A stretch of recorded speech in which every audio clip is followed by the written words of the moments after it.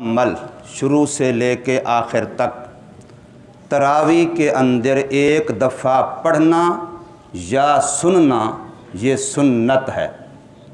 या तो बंदा ख़ुद कुरान मजीद पूरे का पूरा तरावी के अंदर पढ़े और या फिर पूरे का पूरा सुने। इनमें से कोई एक अमल करना सुन्नत है।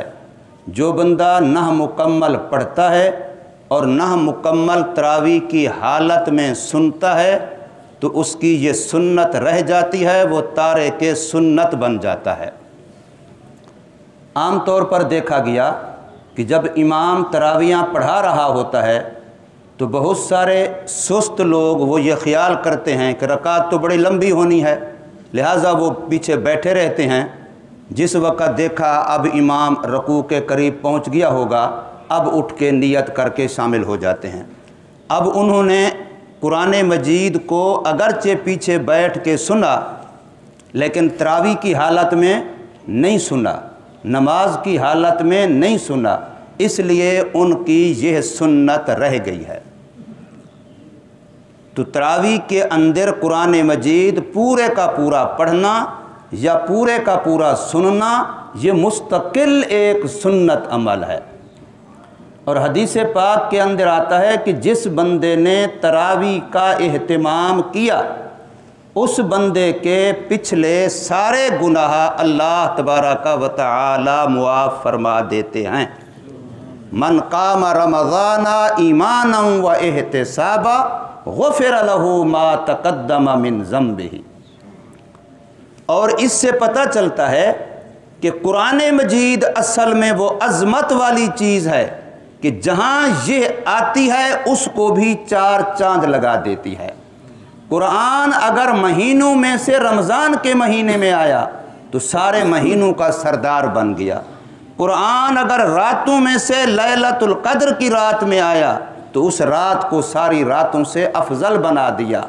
कुरान अगर मक्का मुकरमा में आया तो मक्का को सारे शहरों से अफजल बना दिया, मदीना को मुनव्वरा बना दिया, उस गार को बरकत वाला बना दिया जिस गार के अंदर कुरान का उतरना शुरू हुआ है। और जिस पैगंबर पर कुरान नाजिल हुआ है वो पैगंबर तमाम नबियों का सरदार, और जो फरिश्ता कुरान को लेके आता रहा है वो फरिश्ता तमाम फरिश्तों का सरदार। तो कुरान मजीद वो अज़मत वाली चीज़ है कि जहाँ ये होता है उस चीज़ को चार चांद लगा देता है।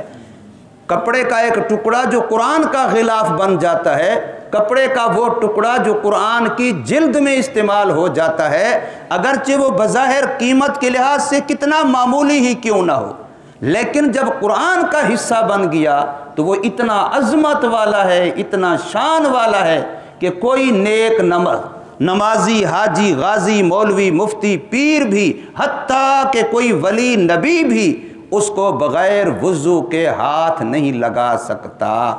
ये कितना बड़ी शान मिली उस कपड़े के टुकड़े को। हालांकि वो कपड़े का टुकड़ा ना अकल रखता है, ना समझ रखता है, ना खिरद रखता है, ना वो अपनी मेहनत से कुरान के साथ जुड़ा है। उसको तो मैंने लगा दिया, आपने लगा दिया, किसी बंदे ने लगा दिया है, उसकी अपनी तो कोई मेहनत नहीं थी।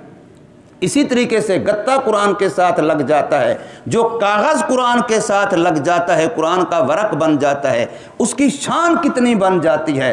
तो अगर हम लोग इंसान हैं, ये कुरान के सीज़न का महीना है, अगर हम भी कुरान के साथ जुड़ जाएं, हमारी ज़ुबान कुरान बोलने वाली बन जाए, आँख कुरान देखने वाली बन जाए, कान कुरान सुनने वाले बन जाएं, दिल दिमाग कुरान सोचने वाले बन जाएं, हमारे घरों में कुरान हो, हमारे दफ्तरों में कुरान हो, हमारे इदारों में कुरान हो, हमारे कारोबारी मराकज़ में कुरान हो, तो बताइए फिर उनकी अज़मत और शान कितना ऊँची हो जाएगी। तो ये रमज़ान मुबारक कुरान का महीना है, कुरान का सीज़न। आप देखें इस वक्त ऐसी ऐसी जगहों में कुरान पढ़ा सुनाया जा रहा है, कहीं प्लाजे में, कहीं दुकान पे, कहीं कहीं, बल्कि जहाँ किसी ने कहा है कि मुझे कुरान सुनाने के लिए हाफिज़ चाहिए, अभी हाफिज़ मज़ीद खड़े हैं, वो कह रहे हैं कि हमें जगह चाहिए। कोई बंदा ऐसा आपको नहीं मिलेगा जो कहे कि मैं यहाँ कुरान सुनना या सुनाना पढ़ाना चाहता था, मुझे हाफिज़ नहीं मिला। जी इस साल कोरोना था, मौलवियों ने कहा हाफिज़ शार्ट हो गए हैं। दुनिया की हर चीज़ शार्ट हो सकती है, लेकिन आपके दीन का काम करने वाला बंदा कभी शार्ट नहीं। ये अल्लाह के दीन के मदारिस की बरकत है, ये इन मराकिज़ की बरकत है, ये इन मसाजिद की बरकत है कि ऐसी ऐसी जगहों पे आज कुरान पढ़ा जा रहा है जहाँ शायद पूरे 11 महीने कुरान नहीं पढ़ा गया होगा, लेकिन आज वहाँ भी कुरान की बहारें लगी हुई हैं। एक एक जगह पर दारुल कुरान में चले जाएं आप, हर कमरे में हाफिज़ कुरान सुना रहा है। दूर नहीं, तालीमुल इस्लाम में हज़रत के मदरसे में चले जाएं, जितने कमरे हैं उतने हाफिज़, हर कमरे के अंदर एक हाफिज़ खड़ा होकर कुरान सुना रहा है और 2-2 3-3 उसके पीछे खड़े हैं। तो ये कुरान का सीज़न है, कुरान की बहार है।